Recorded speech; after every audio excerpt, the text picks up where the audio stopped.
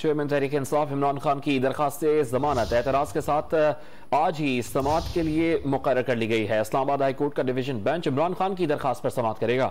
Don news के नुमाइंदे मोहम्मद ताहिर नसीर से बात करेंगे। ताहिर, बताइएगा आज किस वक्त समाअत शुरू होने का इम्कान है?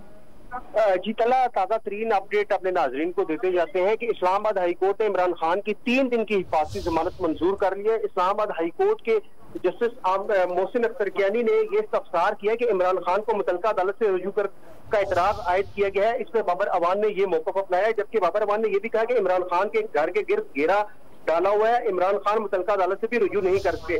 जस्टिस मोहसिन अख्तर कियानी ने ये रिमार्क दी कि बायोमेट्रिक का भी इतराज आयद किया गया है, जिस पर बाबर अवान ने मौक़िफ़ अपनाया कि अदालत हमें हिफाजती जमानत दे दे तो मुतल्लिका अदालत से रुजू करेंगे। अगर अदालत कबल गिरफ्तारी जमानत का इख्तियार इस्तेमाल करना चाहे तो वो आपका इख्तियार है, जिस पर जस्टिस मोहसिन अख्तर कियानी ने ये रिमार्क दी कि नहीं, अभी तो मुतल्लिका फोरम इंसदाद दहशतगर्दी अदालत ही है। इस पर इस्लामाबाद हाई कोर्ट ने इमरान खान की 3 दिन की हिफाजती जमानत मंजूर करते हुए इनको मुतल्लिका अदालत से रुजू करने का हुक्म दिया है। साथ ही रहेगा। नाजरीन के लिए एक बार फिर से बता दें, चेयरमैन तहरीक इंसाफ इमरान खान की 3 दिन की हिफाजती जमानत इस्लामाबाद हाई कोर्ट ने मंजूर कर ली है। 3 दिन की हिफाजती जमानत को मंजूर किया गया है। तहरीक इंसाफ के वकील ने यह एतराज उठाया अदालत में कि बनीगाला में इस वक्त पुलिस की नफरी तैनात की गई है, इमरान खान को गिरफ्तार किया जा सकता है, जिस पर अदालत ने 3 दिन की हिफाजती जमानत मंजूर कर ली है। चेयरमैन तहरीक इंसाफ इमरान खान की दरखास्त जमानत एतराजात के साथ आज ही समाअत के लिए मुकर्रर की गई और इस्लामाबाद हाई कोर्ट ने अब फैसला सुना दिया है। 3 दिन की हिफाजती जमानत मंजूर कर ली है। ताहिर, मजीद क्या मालूम हुआ है समाअत के दौरान, क्या हुआ था? जी देखिए, ये जो समाअत है ये इस्लामाबाद हाई कोर्ट के 2 रुकनी बेंच ने की थी। जस्टिस मोहसिन अख्तर कियानी, जस्टिस बाबर अख्तर इस बेंच का हिस्सा थे।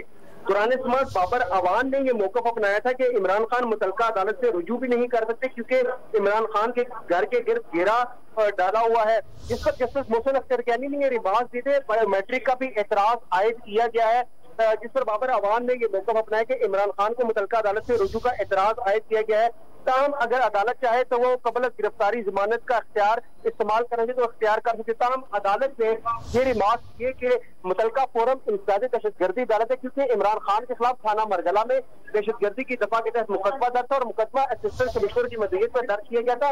इस्लामाबाद हाई कोर्ट ने 3 रोज की हिफाजती जमानत मंजूर करते हुए ये हुक्म दिया है जो मुलजिम के वकील है कि आप मुतल्लिका अदालत से रुजू करें। जी ताहिर, ये बताएगा कि इमरान खान के वकील ने अब क्या मौक़िफ़ इख्तियार किया है कि मुतालिका अदालत से कब तक रुजू किया जा सकता है?